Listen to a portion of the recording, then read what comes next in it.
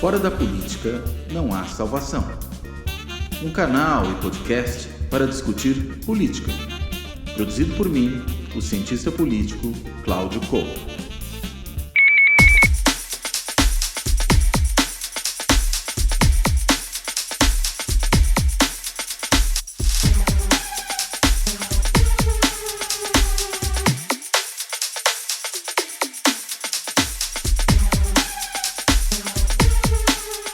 Olá, este Fora da Política Não Há Salvação vai tratar de um assunto que virou uma grande controvérsia nestas eleições. Não que seja alguma coisa peculiar a estas eleições, é uma controvérsia que tem se repetido a cada eleição que passa. E dessa vez apareceu novamente com muita força, produzindo um imenso debate público sobre a questão da acurácia das pesquisas, do quanto as pesquisas de intenção de voto acertam ou erram.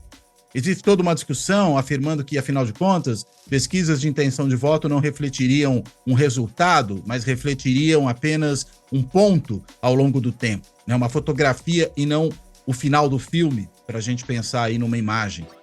A questão mas será que reflete de fato a fotografia daquele momento ou as pesquisas estão aí errando? Existe também uma discussão sobre o problema da base de dados que vários dos institutos de pesquisa têm utilizado, como a questão dos dados oriundos do censo. E o censo brasileiro, a gente sabe, está muito defasado, não foi realizado no tempo certo e acaba deixando muita gente no escuro com relação, por exemplo, à estratificação, à segmentação da população brasileira, o que, claro, vai dificultar a realização das pesquisas.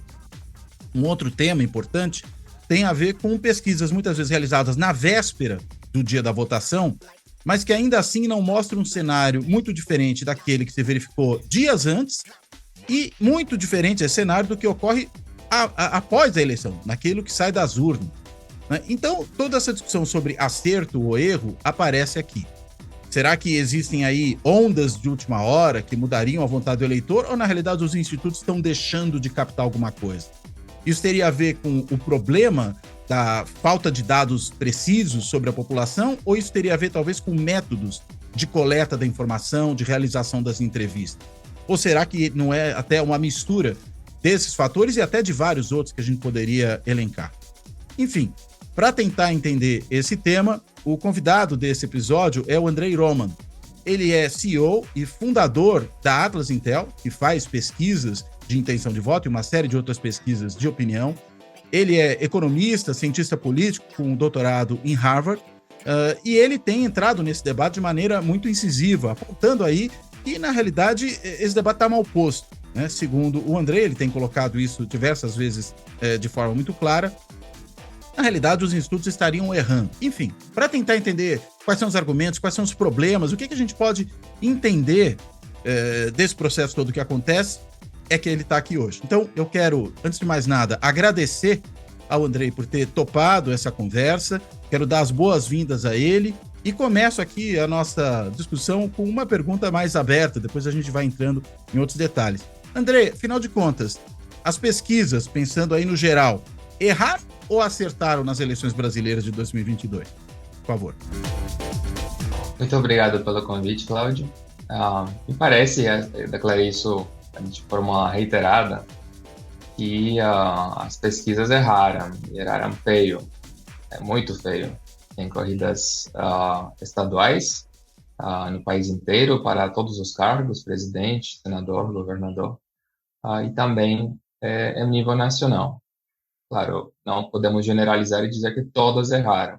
Existem pesquisas que acertaram, felizmente, eu acho. A empresa que eu lidero acertou em várias corridas importantes. Poderia destacar, por exemplo, a virada do Elmano de Freitas no Ceará. A única pesquisa que pegou essa virada de fato foi uma pesquisa Atlas. O resultado na Bahia, onde o Jerônimo acabou quase vencendo no primeiro turno, enquanto muitas outras pesquisas ilustravam exatamente o oposto, que o ACM Neto estaria vencendo no primeiro turno, inclusive as pesquisas de véspera da Datafolha e PEC estavam mostrando isso.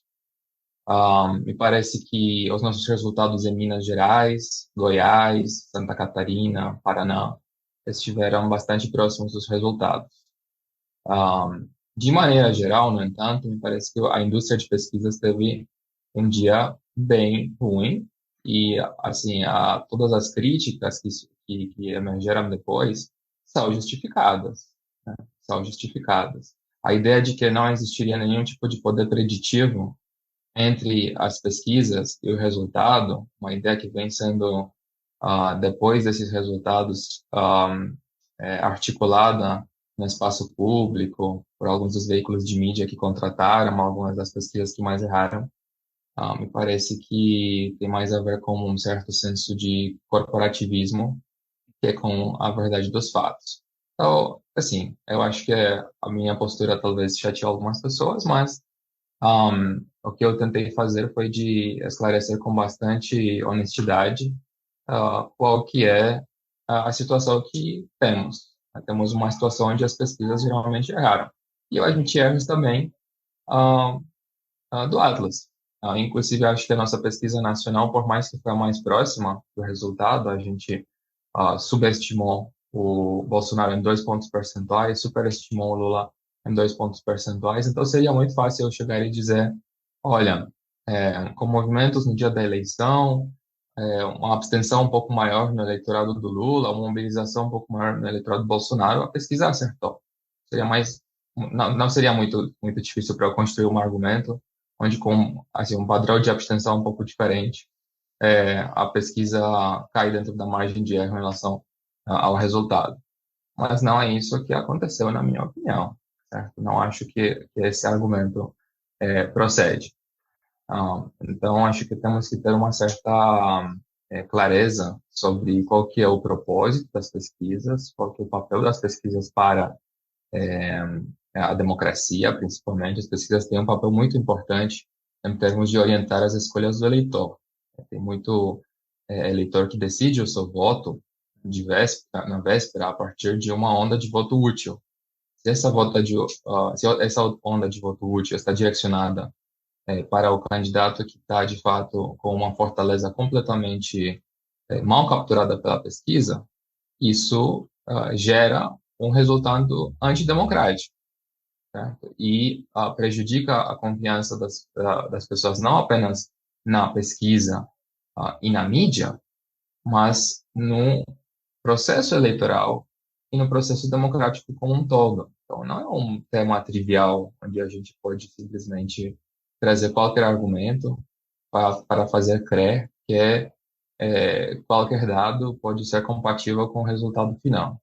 E uma das coisas que me parece um pouco absurda, assim, dos que defendem que as pesquisas acertaram de fato, é que as pesquisas estavam muito discrepantes entre elas no momento em que elas estavam sendo realizadas. Ou seja, tem como todas as pesquisas acertarem ao mesmo tempo quando mostram uma realidade totalmente diferente. A realidade é apenas uma, a verdade é apenas uma. Você está tentando capturar aquilo com uma metodologia que pode ter uma certa margem de erro. A gente vai tentar computar aí margem de erro, nível de confiança, enfim. Mas você chegar e dizer que entre duas pesquisas, uma que mostra uma diferença de 10 pontos entre os candidatos, outra que mostra 20 pontos, as duas podem estar verdadeiras, corretas, né, ao mesmo tempo, só porque o cenário mudou depois, me parece que não tem o menor sentido. Ou não ser que você ache que entre um minuto e outro, as pessoas mudam com uma velocidade absurda, o que não é o caso. Então, acho que precisamos entrar nesse debate com um certo senso de humildade, porque qualquer fenômeno social, qualquer processo social, ele é difícil de entender, é difícil de estimar com métodos quantitativos, sempre, né? Então, aí existe margem para erro, existe assim, fenômenos que também podem explicar o que acontece, mas não dá para argumentar que as pesquisas não erraram nesse ciclo. Acho que isso é muito nítido. Agora, da onde você acha que vem esse erro, né? Eu levantei aqui alguns pontos que têm aparecido, né, nesse debate sobre possíveis causas do erro. Você tem alguma hipótese ou alguma explicação já sobre quais seriam as causas principais desses erros?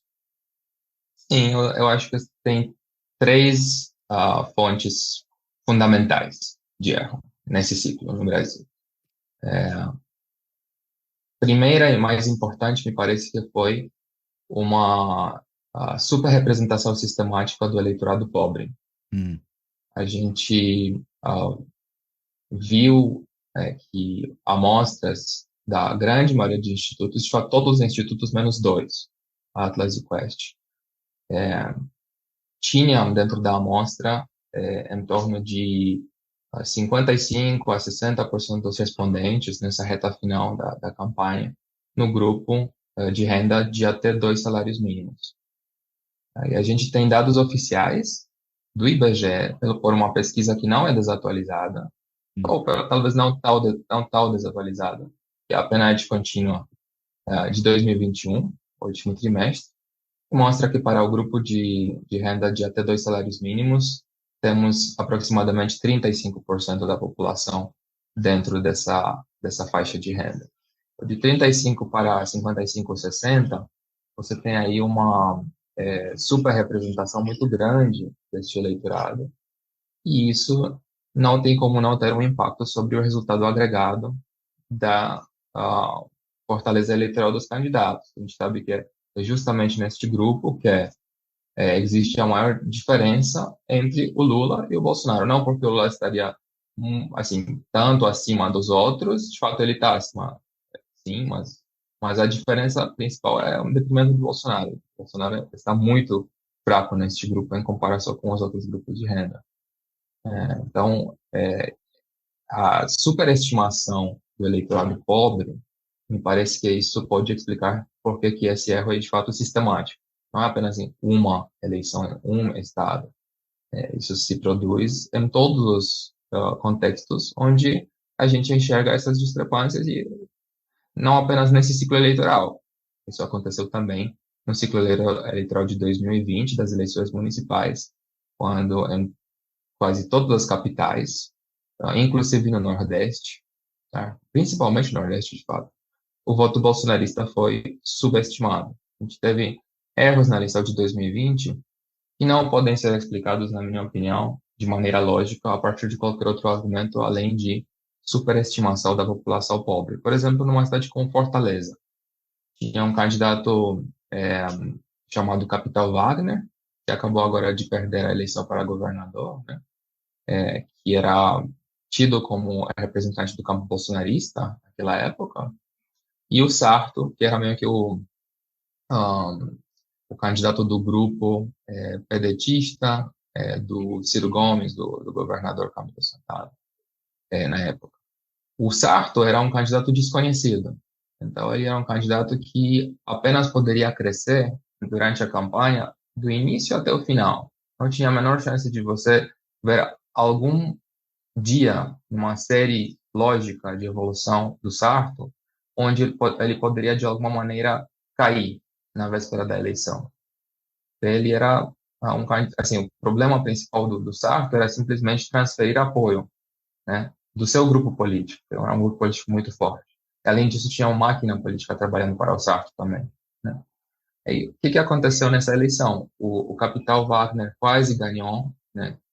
Foi uma diferença muito estreita entre os dois candidatos, num contexto em que o Sarto aparecia com uma diferença de acho que mais de 15 pontos em algumas pesquisas de intenção de voto de véspera. Na frente. Na frente. Uhum. Na frente. Então, o Sarto aparecia mais de 15 pontos. Então, ninguém pode me explicar que o Sarto, de fato, caiu antes daquele resultado, porque não há explicação lógica, não tinha como ele ter em nenhum momento caído em termos de intenção de voto. Isso não faz o menor sentido para qualquer pessoa que assistiu àquela corrida, né? Então, para você explicar o que aconteceu com aquela campanha para prefeito em Fortaleza em 2020, igual me parece o caso de muitas campanhas agora, para governador, para senador, tem que ter uma certa razoabilidade do argumento de que tudo pode mudar entre a pesquisa e o momento da eleição, né?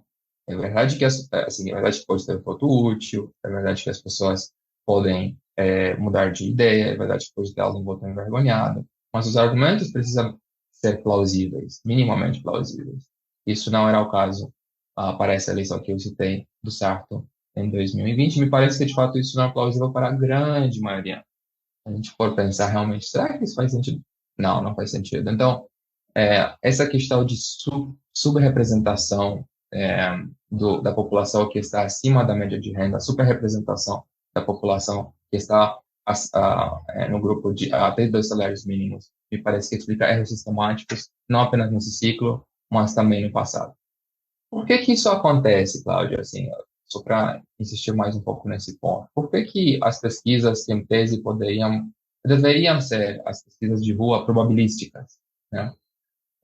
Por que que elas poderiam subrepresentar a população acima da média de renda e superrepresentar os pobres? Geralmente a gente pensa que o público talvez mais propício a ser de alguma forma não capturado seria justamente os pobres. Existia sempre uma preocupação em relação a isso. Então, por que que isso poderia estar acontecendo? Na minha opinião, isso se deve a mudanças no contexto da sociedade por conta de desenvolvimento econômico. Tá? Se você fosse tentar fazer hoje em dia uma pesquisa de rua nos Estados Unidos, provavelmente você encontraria o mesmo desafio, porque as pessoas cada vez mais transitam de carro pela cidade.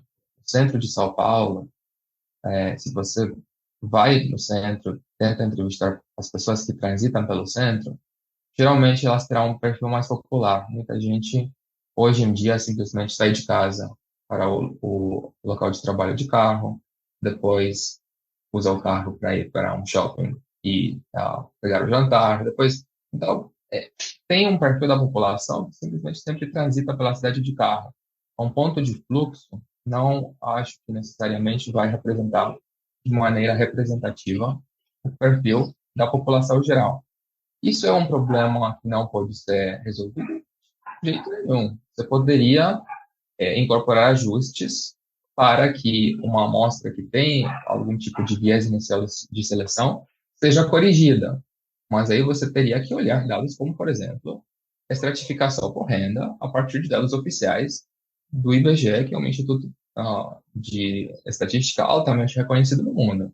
Excelente instituto com excelente estudos. E esses dados da PNAD são muito bons. Se trata de uma amostra de mais de 150 mil domicílios que são visitados periodicamente e todas as fontes de renda são descritas de uma maneira muito granular.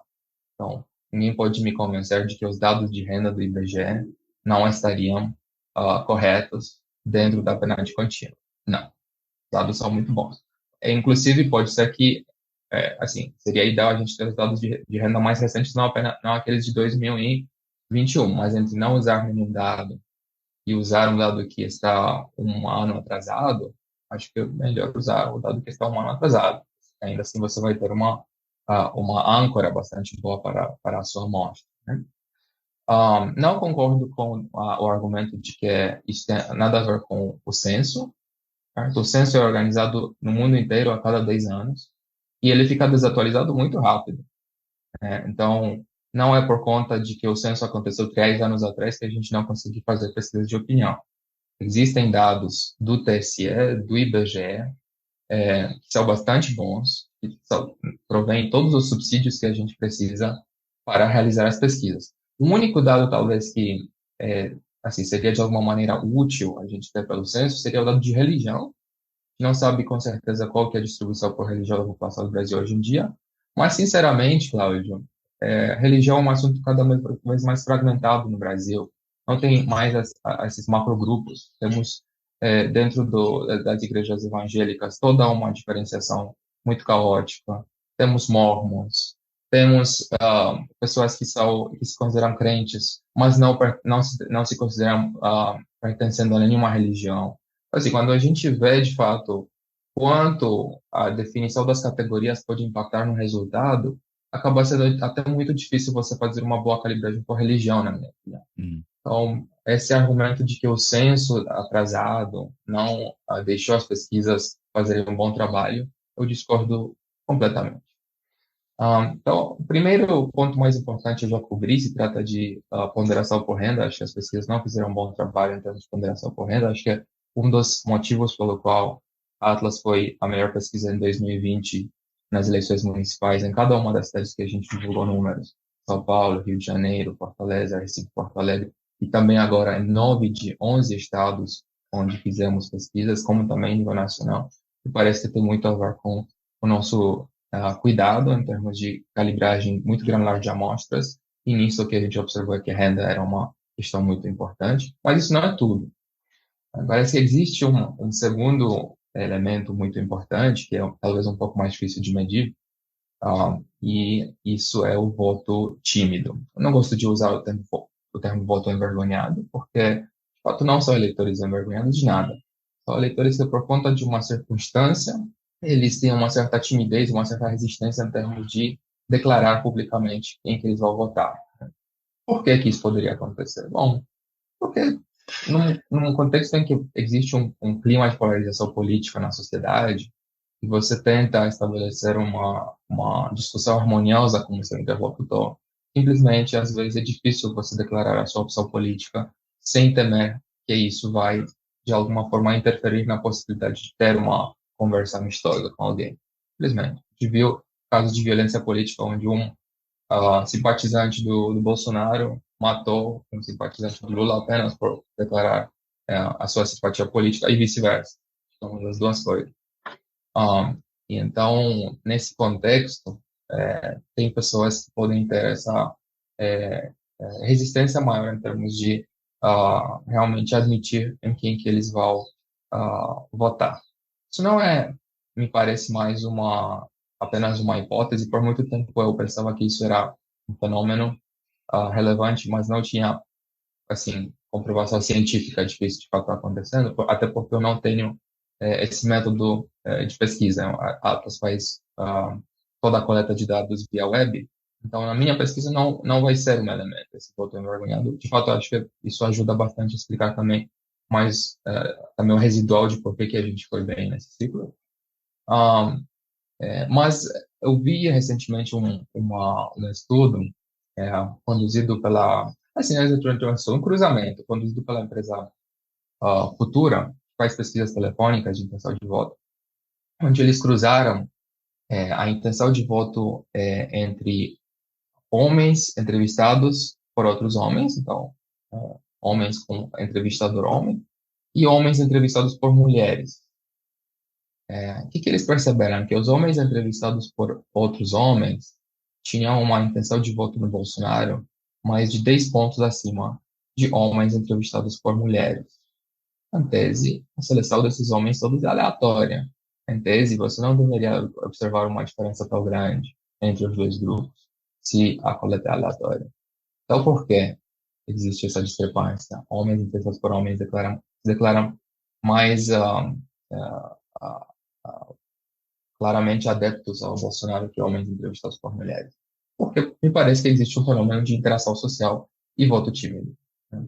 Pode existir um fenômeno, por exemplo, existem aí estão num pêndulo entre será que eu vou votar no Bolsonaro, será que eu vou votar na Simone Tebet, não totalmente convencido. Falando com uma mulher, o pêndulo fica muito inclinado para Simone Tebet, falando com um homem, o pêndulo fica muito inclinado para o Bolsonaro, né? Então, essa questão do voto tímido, eu gosto mais de usar o termo efeito de interação social, no momento da coleta das respostas, me parece que foi algo bastante relevante. Não é relevante para explicar, na minha opinião, erros em corridas para governador, senador, mas é bastante relevante para explicar o erro em relação à pesquisa presidencial. E, por fim, evidentemente, pode ter também, para explicar essas discrepâncias de última hora, voto útil. Em alguns casos, eu acho que existiram realmente ondas de voto útil. Não acho que foi a nível presidencial, sinceramente, não vi isso. Nos nossos dados, eu não enxerguei nenhuma evidência de muito voto útil na véspera da eleição do Bolsonaro. Acho que isso é uma tese muito difícil de ser defendida com argumentos e com dados. Mas eu vi, por exemplo, no caso de São Paulo, eu acho que existiram muitos eleitores do Rodrigo Garcia que se moveram para o Tarcísio de Freitas de última hora. Por quê? Provavelmente eles enxergaram que o Garcia não ia chegar depois do último debate, ficou muito nítido que ele estava politicamente enfraquecido. As pesquisas mostravam que o Garcia estava politicamente enfraquecido. E existia essa questão de uma confrontação entre a direita e a esquerda em São Paulo no segundo turno, num contexto em que a esquerda parecia muito mais forte do que saiu no final, né? O resultado surpreendeu pela fortaleza da direita e pela fraqueza relativa da esquerda nas urnas. Mas antes disso acontecer, a impressão que os eleitores tinham é de que a esquerda era muito forte, que o Haddad era muito forte em São Paulo, né? Acho que isso fez com que existia um incentivo muito forte para os eleitores do Garcia, que são mais no espectro conservador de direita, de apoiarem o Tarcísio já no primeiro turno, para fortalecerem o Tarcísio no contexto de uma confrontação de segundo turno com o Haddad.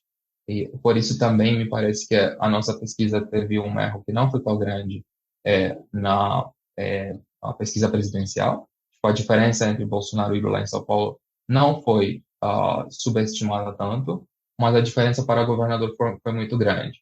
Eu acho que essa onda de voto útil, ela de fato existiu no estado de São Paulo, e existe uma certa verticalização do apoio do Bolsonaro na figura do Tarcísio.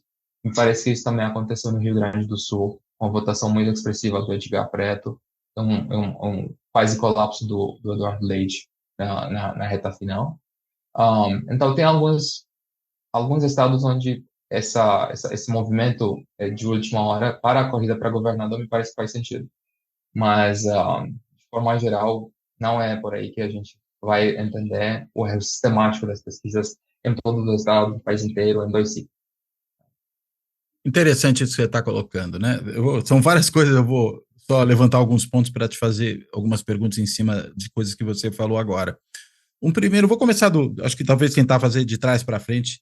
O primeiro, esse caso aí das eleições para governador, né? Em que você considera mais possível, mais plausível ter havido voto útil, né, na reta final. Acho que também isso tem muito a ver com o fato de que, enquanto a eleição presidencial já está aí na rua há muito tempo, as pessoas já foram consolidando suas preferências, né? No caso das eleições para governador, a atenção que as pessoas passaram a dar essa corrida é bem mais recente, né? E aí, digamos, mais sujeita a uma certa variação, mais sujeita a uma certa volatilidade. Agora, uma coisa interessante que eu fiquei aqui pensando, né? Geralmente, quando se calcula a margem de erro, né, para fazer estatística, você leva em consideração o tamanho da amostra, basicamente, né? Agora, você está apontando uma série de questões quando você, por exemplo, compara a pesquisa feita em ponto de fluxo com a pesquisa feita via web, ou eventualmente a pesquisa também feita via telefone, que me parece que existe um elemento provável de erro, que não é o erro estatístico no sentido estrito, né, calculado com base no tamanho da amostra, né, intervalo de confiança, etc. e tal, mas tem a ver com a distorção que o tipo de coleta pode produzir nas respostas, né? A pergunta, então, que eu ia te fazer será que a pesquisa presencial, pessoal, também essa questão que a Futura mostrou, né, de entrevistas por homens ou por mulheres, essa pesquisa presencial, seja por questões aí de quem está na rua, seja por questões da interação social, você entende que talvez seja uma forma de fazer pesquisa na sociedade contemporânea, em boa medida superada metodologicamente? Talvez a gente tenha que começar a pensar uma mudança. Houve uma mudança de paradigma metodológico em função da mudança da sociedade, basicamente? Me parece que, no mínimo, os métodos precisam evoluir para refletir as mudanças na sociedade. Então, eu não estou dizendo que a coleta presencial não tem mais nenhum mérito, a coleta telefônica não tem mais nenhum mérito e precisamos jogar 50 anos de pesquisa, metodologia no lixo. Não. Eu acho que a pesquisa presencial ainda tem certos atributos interessantes. A pesquisa presencial, por exemplo, tem uma taxa de resposta muito boa em comparação com a taxa de resposta em coletas telefônicas ou via internet. A coleta presencial não necessariamente vai ser uma coleta ruim, mas tem que abrir os olhos para as evidências, né? Então, quando você vê um padrão de super representação sistemática de pobres na coleta presencial, tem que agir, tem que incorporar controles, tem que ajustar o método para que ele continue sendo o método fiel para retratar a realidade dos fatos, né? Existe uma pressão sobre o método da pesquisa presencial, de fato, que não acho que nem é tanto, não é apenas metodológico, mas é uma pressão de custo. É muito mais barato você fazer coleta via telefone ou via web. E na medida em que se comprova que a qualidade metodológica dos estudos telefônicos e via internet não é pior, de fato, nesse ciclo foi melhor, né, do que a pesquisa presencial, aí não tem mais um argumento muito forte para usar a pesquisa presencial, é muito caro. Me parece que por conta disso, o Brasil é um dos poucos países onde a gente ainda tem esse método. Nos Estados Unidos, na Europa, ninguém usa mais. E eu diria que a questão não é que tipo, a metodologia presencial é impossível e ruim de adequar ao contexto contemporâneo, mas é uma questão de custo, uma questão econômica. Simplesmente você, como custo de uma pesquisa presencial, você pode fazer 20 pesquisas na internet. Se a qualidade é a mesma, por que você optaria pela presencial? Não tem mais tanta razão de fazê-lo, né? Então, acho que a minha resposta vai por aí. Não diria que necessariamente assim, as pesquisas presenciais são completamente ultrapassadas do ponto de vista metodológico, mas existe a necessidade de se adequarem ao contexto novo, e, ao mesmo tempo, existe uma nítida pressão econômica que me parece que, inevitavelmente, em algum momento, vai fazer com que elas deixem de existir no Brasil, igual isso aconteceu quase no mundo todo. A gente fez recentemente pesquisas na França para a eleição presidencial. Todos os nossos concorrentes, mas todos, Ipsos, Elab, Harris Interactive, Odoxa, Elab, todas as grandes empresas de pesquisa na França utilizaram o mesmo método. A pesquisa via internet, e nem sequer pesquisa via internet como reverse sampling, tipo, como renovação de amostras, pesquisas via internet via painel. Então, Pode só assim, explicar um pouquinho qual é a diferença? Porque acho que a maior parte das pessoas nem sabe qual é a diferença entre essas duas formas. existe uma diferença nas pesquisas telefônicas e nas pesquisas via internet, entre pesquisas que buscam respondentes dentro de um rol de respondentes, tipo, você tem uma base pré-cadastrada que você vai identificar de maneira aleatória respondentes para a sua pesquisa, ou você vai procurar respondentes dentro do universo geral da população, sem ter qualquer tipo de base pré-cadastrada, né? No caso dessas grandes empresas hoje de existentes no mundo, YouGov, Morning Consult, Ipsos, eles trabalham com painéis, isso porque é um método muito mais barato, em comparação com um método onde você busca sempre achar novos respondentes dentro da população geral. Eles têm painéis gigantes, então isso acaba barateando bastante os custos. O que é o painel exatamente, Andrei, só para entender com mais clareza? O painel é uma base de contato, basicamente. É isso, uma base de contato. Você tem aí todas as informações sobre os respondentes, onde que eles moram, qual que é o perfil demográfico, né? Você já cadastrou tudo isso no passado, tem os dados de contato, aí você vai entrar em contato, seja via telefone, seja de maneira digital, para conduzir as entrevistas, para levantar os questionários. Quer dizer, você tem um certo estoque de respondentes que já está disponível, você só vai lá e cata. Isso seria uma pesquisa via painel. Não é o caso da Atlas, tá?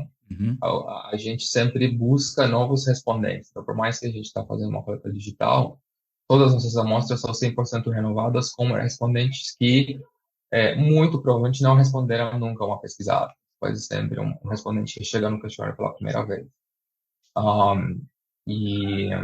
Existe, na minha opinião, uma superioridade das pesquisas que não fazem uso de painel em relação às pessoas que fazem uso de painel, principalmente quando os painéis são pequenos.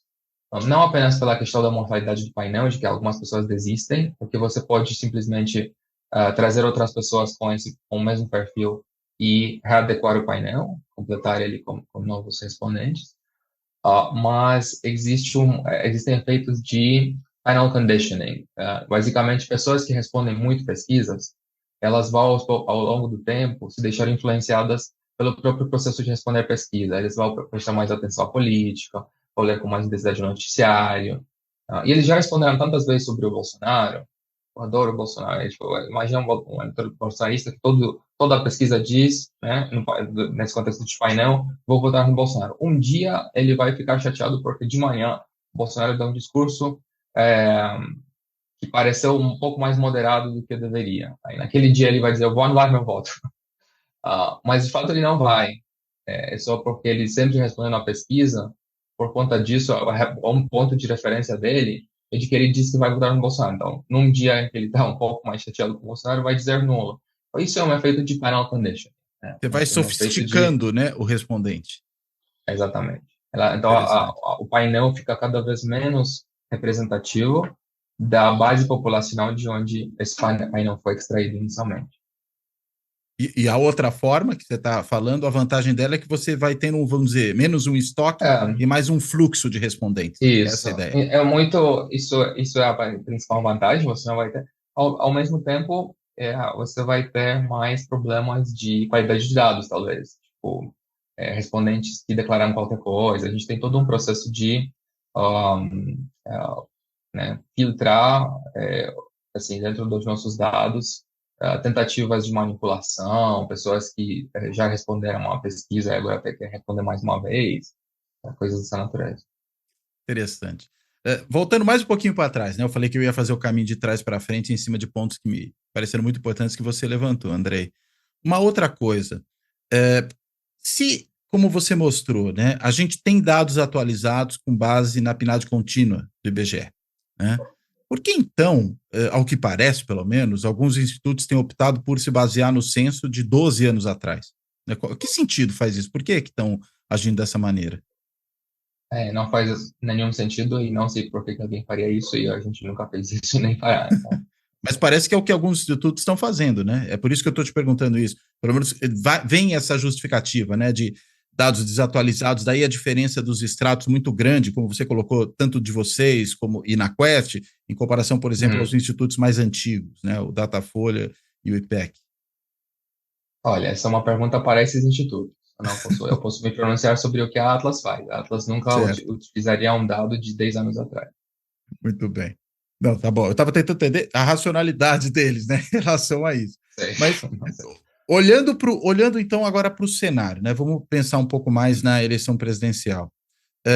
Tirando o que apareceu aí nessas pesquisas de final de primeiro turno, e olhando para essa disputa, quais são as tendências que você vislumbra aí? O que você entende que está acontecendo nessa disputa? A diferença é pequena, né? As primeiras já pesquisas que saíram de segundo turno mostram uma diferença relativamente estreita, embora, de novo, haja diferenças no mesmo momento no tempo entre diferentes institutos, né? Com base nos dados que você já tem, o que dá para vislumbrar?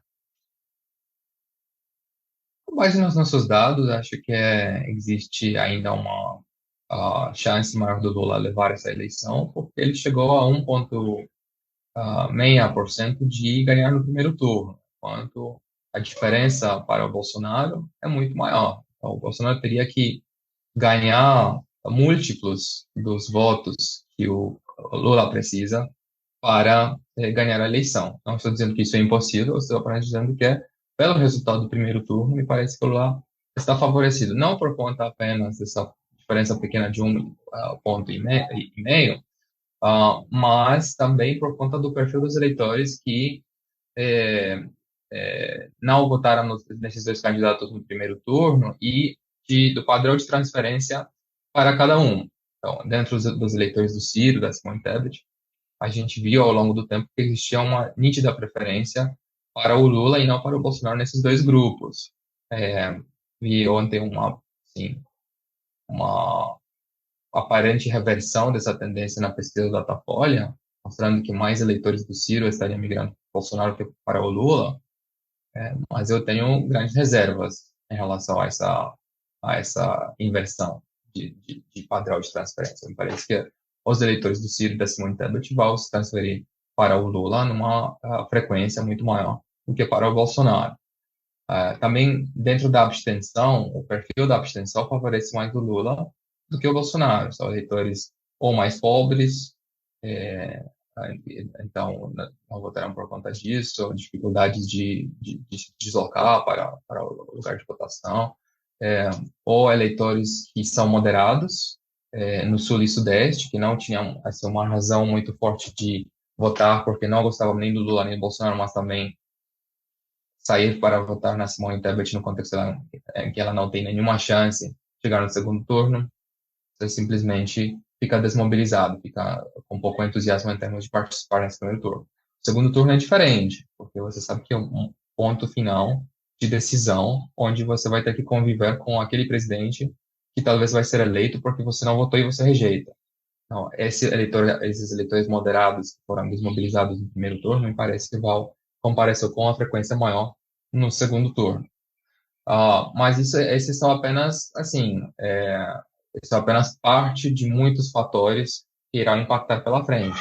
A gente tem aí também a questão do Nordeste, o Lula precisa assegurar uma boa votação no Nordeste, a gente enxerga isso como um desafio estratégico para o Lula, visto que em muitos desses estados os deputados, os senadores que foram eleitos não têm mais um incentivo de mobilizar as suas máquinas políticas para que esses eleitores votem, né? Então, existe aí um certo esforço dessas lideranças locais de mobilizar o eleitorado. E a eleição legislativa acabou, então isso pode ser um desafio para o PT e o Lula no Nordeste, por exemplo, acho que é um desafio importante.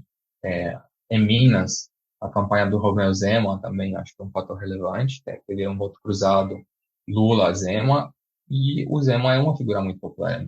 Ele fez uma gestão que é extremamente bem avaliada, então ele tem aí o potencial de ferir politicamente o Lula no estado de Minas. E também, evidentemente, temos debates muito importantes, todo o fenômeno de viralização de conteúdos nas redes sociais, porque vai determinar a tendência final em termos de mobilização e desmobilização dos dois lados. Eu diria que tem aí nítidas fortalezas e vulnerabilidades dos dois lados, e não me parece que um dos dois candidatos tenha uma situação muito melhor que o outro nesse segundo turno. Então, por conta disso, eu diria que, contabilizando todos esses fatores, né, cada um para cada lado, o que eu enxergo como mais provável é dessa diferença entre o Bolsonaro e o Lula, no mínimo, se manter, né, aqueles 5 pontos, e talvez subir um pouco a mais. Agora, uma coisa você chamou atenção nesse momento para ela, são esses apoios de segundo turno, né? Uhum. E eu estou pensando aqui em dois tipos de apoio diferentes. Um que vem de lideranças, digamos, que disputaram a eleição nesse ano em nível estadual. O Zema, por exemplo, ou o Rodrigo Garcia, né, o governador de São Paulo. Uma outra questão são os competidores que disputaram a eleição presidencial e que agora migram para apoiar um outro candidato, no caso aí, os mais relevantes, né, a Simone Tebet, o Lula de forma muito, vou usar o seu termo, tímida, para não dizer envergonhada, no caso do Ciro, ou contrariada, quem sabe, né, apoiando o Lula. Uma questão interessante qual é a eficácia desse tipo de apoio? Isso vira voto do eleitor, né? É possível captar isso?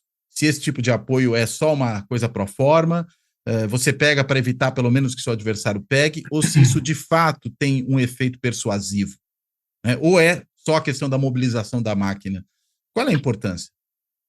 Parece que quanto mais indecisos você tem dentro daquele grupo, e quanto mais esse grupo está cristalizado na figura oposta do que você está defendendo, isso tende a ter um impacto maior. Então, por exemplo, o Garcia declarando voto no Bolsonaro. Acho que é algo significativo, visto que uma boa parte dos eleitores do Garcia, de fato, são moderados e estavam declarando uma boa parte deles voto no Lula. Então, isso é significativo. Isso também é muito significativo para a situação da Simone Tebet.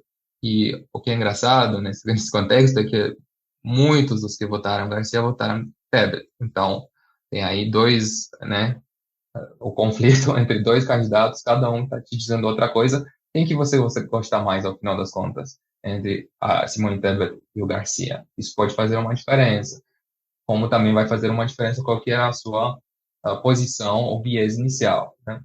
E a impressão é que, assim, vai mudar alguns votos, vai impactar alguns eleitores, mas num contexto em que a gente tinha uma cristalização tão forte de preferências de polarização política, a tendência é que esses efeitos sejam relativamente limitados, relativamente fracos. E a outra coisa que me ocorreu é que geralmente você tem uma situação de que o candidato no estado pode ser talvez persuasivo para convencer a pessoa a votar num outro candidato no estado. A minha dúvida é se esse apoio ele se dá também verticalmente, né? Porque eu gostava dele para ser meu governador, Depende, mas não necessariamente para ser meu de- presidente. depende muito do contexto, depende dos candidatos, e cada candidato precisa ter a sua substância, né? Um, existe também eleitor que vai ser muito fanático e votar em qualquer candidato para governador apenas para apoiar o seu presidente. Existe o eleitor mais pragmático, mais moderado, que vai votar, por exemplo, no Bolsonaro, no Rio Grande do Sul, mas vai achar que entre Eduardo Leite e Onyx Lorenzoni, sem dúvida, Eduardo Leite é um candidato melhor preparado para continuar no governo do Estado. Então, acho que existem as duas coisas, e não dá para criar uma lei geral. Isso também quer dizer que existe um certo limite em termos de quanto você pode verticalizar o voto, e que é bom que existe, porque estaríamos perdidos se, se qualquer possibilidade de um espaço de centro no país estaria completamente esmagada por essas duas alternativas ideológicas. A gente precisa também de um espaço de centro, e ele tende a se construir nessas eleições, principalmente agora para segundo turno para governador. Muito bem. Muito bom, Andrei. Acho que a conversa foi bastante esclarecedora. Eu quero te agradecer muitíssimo aí por ela.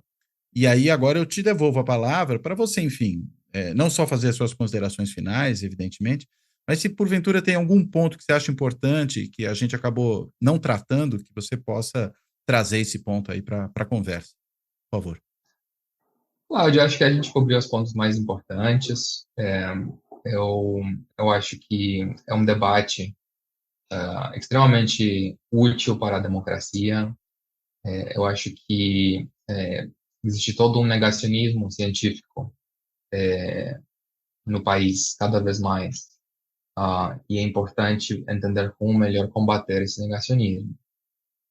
E em relação às pesquisas, me parece que não é suficiente a gente defender que pesquisa é ciência, por conta disso tem que respeitar as pesquisas, mesmo quando evidentemente tem problemas e erros, né? Acho que o jeito de a gente defender a ciência, combater o negacionismo, é justamente mostrando um certo apreço pelos fatos, pelas evidências, pelo estudo, né? E ter uma abordagem muito pragmática e lógica do que acontece na sociedade. Então, nesse contexto, eu diria que o melhor caminho para frente, pelo menos nesse tema das pesquisas, é entender muito bem o que aconteceu, né? Quando é plausível que não erraram, quando claramente erraram, e quanto das duas coisas, qual que é a magnitude dos dois fenômenos. Ah, acho que é importante a gente esclarecer quais deveriam ser critérios de avaliação para a qualidade de fato das pesquisas, né? Em termos de avaliação de resultado. Acho que tem que ter uma certa resistência maior a deixarmos o viés político, o viés ideológico, o calor da campanha, enviesar qualquer tipo de análise. Por exemplo, essa questão de as pesquisas erraram porque o censo não foi organizado por conta do Bolsonaro. Sabe, o tipo de análise que me parece bastante enviesada politicamente, que não procede quando você realmente pensa, usar o argumento de forma mais lógica. Então, eu só queria destacar que precisamos ter essa certa cautela em termos de sempre buscarmos uma abordagem lógica, baseada em evidências, principalmente quando se trata de pesquisa de opinião. Muito bem. É isso. Bem, brigadíssimo, Andrei. Bem, eu que agradeço. tá ótimo. Além de agradecer aqui o Andrei, enfim, nesse encerramento eu quero, como sempre faço, agradecer a todos e a todos que nos acompanham aqui no canal do YouTube, nos acompanham do podcast e também, claro, todo mundo que tem produzido aí uma rede de suporte aqui para o canal, né, apoiando, seja por meio do botãozinho lá do Valeu Demais, seja por meio do Clube dos Canais do YouTube, se tornando um membro do canal, seja ainda pela assinatura simbólica, melhor dizendo, do benfeitoria.com, ou até mesmo fazendo, às vezes, uma doação por meio do Pix do canal, que é o contato@fora da política não há salvação.info. Então, dito tudo isso, eu termino por aqui, reitero meu agradecimento ao Andrei e até a próxima.